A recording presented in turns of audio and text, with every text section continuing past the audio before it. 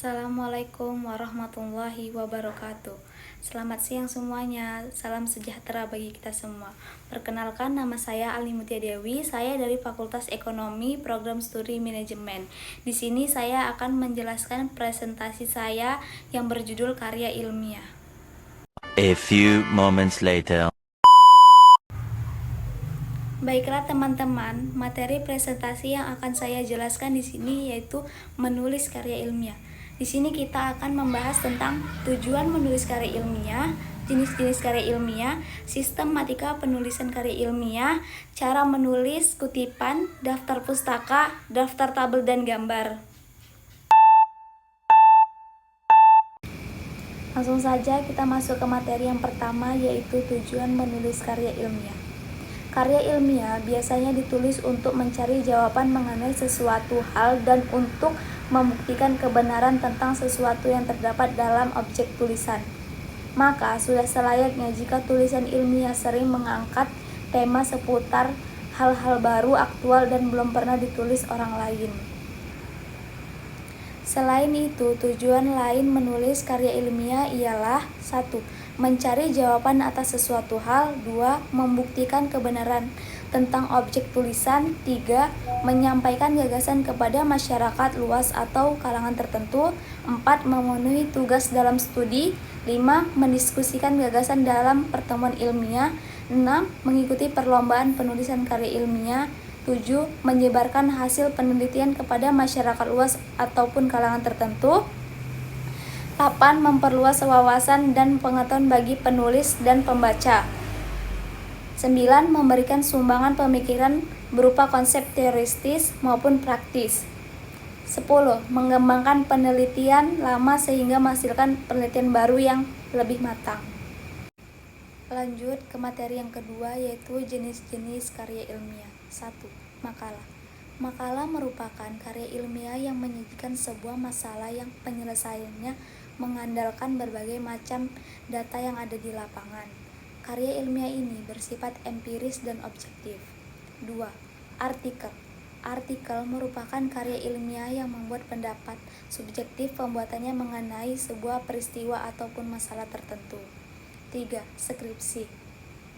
Skripsi merupakan karya ilmiah yang dibuat oleh mahasiswa untuk mendapatkan gelar S1 atau sarjana.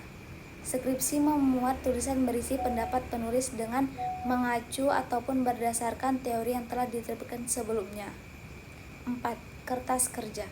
Kertas kerja atau work paper pada dasarnya sama dengan makalah, namun dibuat dengan analisis yang lebih mendalam dan tajam serta dipresentasikan pada seminar atau lokakarya yang biasanya dihadiri oleh ilmuwan. 5. Paper. Paper adalah sebutan khusus untuk makalah di kalangan mahasiswa dalam berkaitan dengan pembelajaran dan pendidikannya sebelum menyelesaikan ke jenjang studi diploma, S1 dan S3. Sistematika penulisannya pun sama dengan artikel dan makalah, tergantung panduan yang berlaku di perguruan tinggi yang bersangkutan. 6. Tesis. Tesis adalah karya tulis ilmiah mahasiswa untuk menyelesaikan program studi S2 atau pancasarjana, bersifat lebih mendalam dibanding dengan skripsi. 7. Disertasi. Disertasi atau PhD, tesis diperuntukkan bagi mahasiswa program S3 atau meraih gelar doktor, yang mengemukakan analisis yang dapat dibuktikan oleh penulis berdasarkan dengan data dan fakta yang sahih atau valid dengan analisis terinci. Lanjut kita ke materi yang ketiga, yaitu sistematika penulisan karya ilmiah. 1. Judul.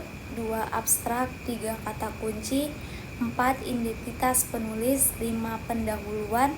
6. Mode penelitian. 7. Pembahasan hasil penelitian. 8. Kesimpulan. 9. Daftar pustaka. Lanjut kita masuk ke materi cara menulis kutipan. Kutipan itu terbagi menjadi dua, yaitu kutipan langsung dan kutipan tidak langsung. Yang pertama, kutipan langsung. Cara menulis kutipan langsung. 1. Kalimat kutipan harus ditegaskan dengan teks. 2. Jarak antara baris 2 spasi. 3. Kutipan diapit dengan tanda petik. 4. Menulis sumber kutipan, nama pengarang, tahun terbit, dan nomor halaman di dalam kurung. Selanjutnya, kutipan tidak langsung. Cara menulis kutipan tidak langsung. 1. Kutipan diintegrasikan dengan teks. 2. Jarak antara baris dan kutipan adalah spasi ganda. 3. Kutipan diapit tanda petik. 4. Menulis sumber kutipan. Selanjutnya, yaitu cara menulis daftar pustaka. Secara umum, daftar pustaka ditulis berdasarkan urutan berikut. 1. Nama penulis. 2. Tahun terbit. 3. Judul buku atau artikel yang dirujuk. 4. Nama kota dan organisasi atau badan perusahaan yang menerbitkan. 5. Tempat terbit atau keterangan terbitan. 6. Nomor halaman sumber jika merupakan bagian dari volume multisumber. Selanjutnya yang terakhir yaitu cara menulis daftar tabel dan gambar. Tabel dan gambar diberi nama dengan huruf besar di awal kata. Tabel dan gambar ditempatkan di atas atau di bawah teks yang membahasnya. Tabel dan gambar harus simetris di tengah halaman. Nomor tabel dan gambar harus menyertakan nomor bab tabel dan gambar tersebut berada. Tabel dan gambar yang diambil dari sumber lain diberi nomor dan disajikan dalam format yang sama dengan tabel dan gambar lainnya. Kutipan dalam teks harus dicantumkan dalam daftar referensi. Baiklah teman-teman, itu saja materi yang bisa saya sampaikan mengenai materi menulis karya ilmiah.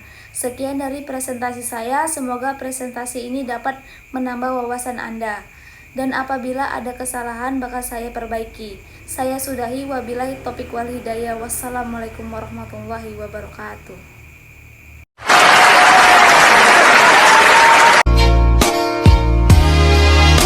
I used to think that I